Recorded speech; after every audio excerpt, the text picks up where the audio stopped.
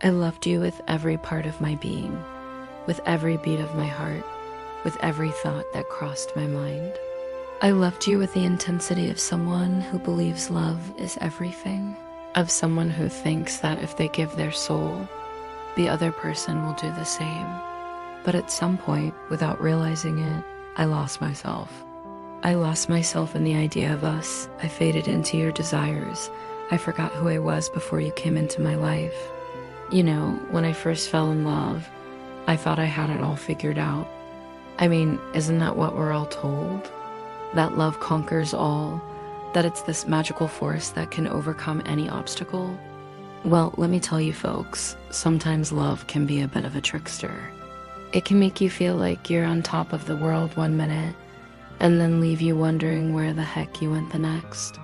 So picture this, there I was, head over heels, heart doing somersaults every time I saw them. It was like being on the most exhilarating roller coaster ride of my life. The ups were so high, I thought I could touch the stars. But here's the thing about roller coasters. What goes up must come down. And boy, did I come down hard. Now, don't get me wrong. I'm not here to bash love. Love can be beautiful, transformative, all those fancy words you find in greeting cards. But what they don't tell you in those cards is that sometimes love can be a bit of a sneaky thief. It can steal little pieces of you, so slowly and subtly that you don't even notice until one day you look in the mirror and wonder, who the heck is that person staring back at me? It's a silent pain, a pain that settles deep within the soul when you realize you gave so much that you forgot to leave something for yourself. How did it happen? At what point did love turn into sacrifice? I was told that love meant giving everything, that true love knows no limits, that if you truly love, you surrender without reservations. But no one warned me about the price of forgetting myself. Let me break it down for you. When you're in love, it's like you're wearing these rose-tinted glasses. Everything looks prettier, shinier, and more magical. You start to see the world through your partner's eyes. And at first, that's amazing. You're expanding your horizons, trying new things, growing as a person. But then slowly but surely, you start to lose sight of your own perspective. It's like when you're watching a 3D movie and you take off the glasses for a second, suddenly everything's blurry, out of focus. That's what happened to me. I took off my rose-tinted glasses for a moment and realized I couldn't recognize my own life anymore. At first, it was beautiful. Losing myself in your world felt like a dream.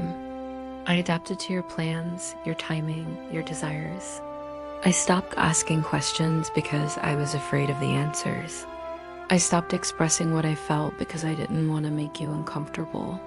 I stopped looking at my own dreams because yours seemed more important. And little by little, I started to fade. Like a candle that burns brightly at first, but in the end, all that remains is melted wax. You see, I became a chameleon, changing my colors to match whatever environment you put me in. Oh, you like sushi? Suddenly, I'm a sushi connoisseur.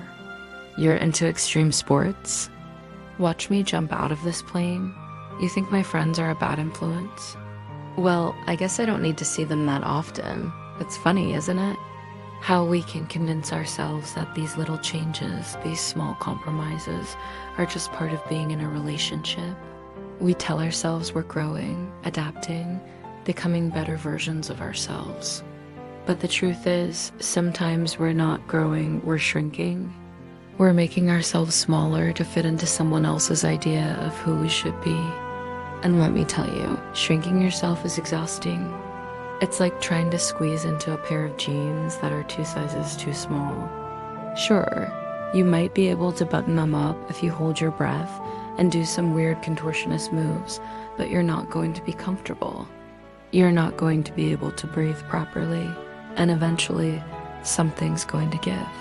I realized that I loved you, but I had left myself behind. And love shouldn't be that. Love shouldn't ask us to erase ourselves, to shape ourselves until we're unrecognizable. Love should be about growth, not erasure. It should be about becoming more of who we are, not less. You know what's really messed up? I didn't even realize how much I had lost until I tried to remember what I used to enjoy doing before we met. It was like trying to recall a dream, hazy, unclear, slipping away the more I tried to grasp it. My hobbies, my passions, my goals, they had all become footnotes in the story of us. And that S, when it hit me, I had become a supporting character in my own life story. I was no longer the protagonist, the hero of my own adventure. I had willingly stepped into the shadows, content to bask in the reflected glory of your spotlight. But here's the thing about being in the shadows for too long. You start to forget what the sun feels like on your skin. You forget the warmth, the energy, the life that comes from standing in your own light. It's a gradual process, this losing of oneself. It doesn't happen overnight. It's not like you wake up one morning and think, you know what? Today I'm going to completely disregard my own needs and desires. No, it's more insidious than that. It's a slow erosion, like water wearing away at a rock.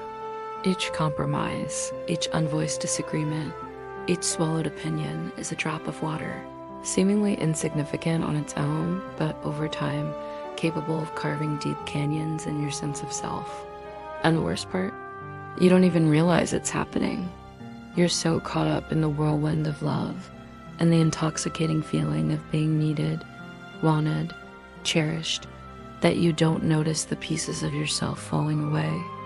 It's only when you're left standing in the aftermath, trying to pick up the scattered fragments of your identity, that you realize how much you've lost. But here's the kicker. Even as I recognized what had happened, even as I mourned the loss of my former self, a part of me still wanted to justify it. That's what love is, I told myself.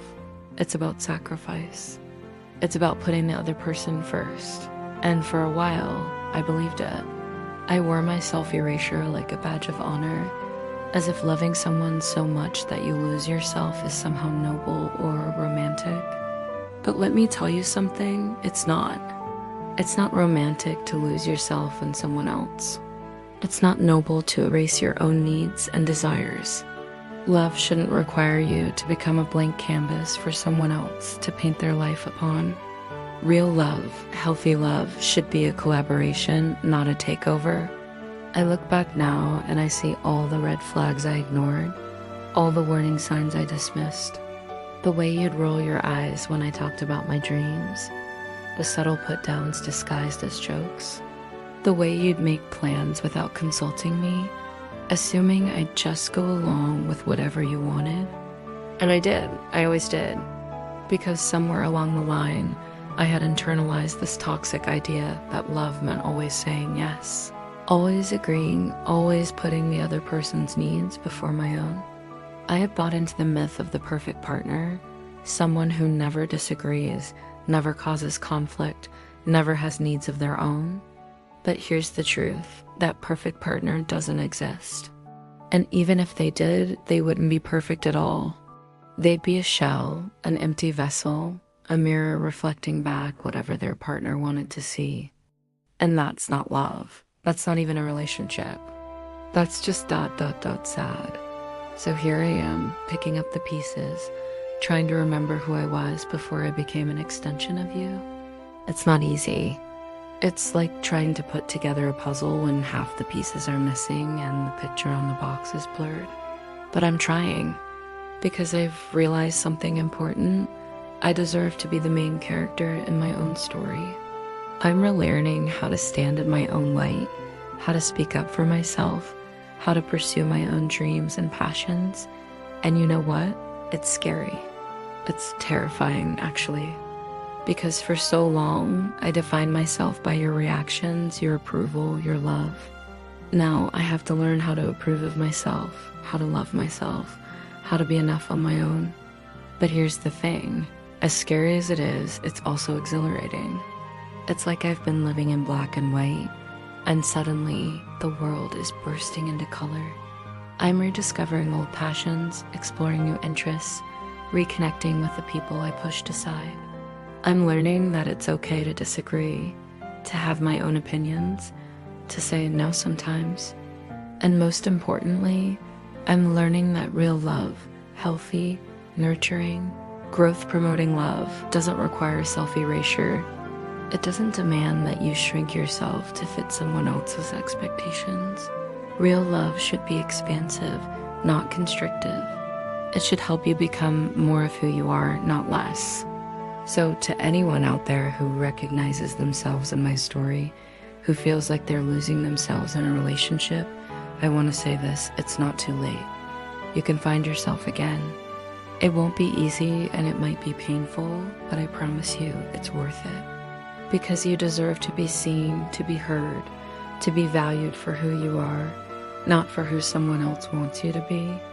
Love shouldn't cost you yourself. That's the lesson I've learned the hard way.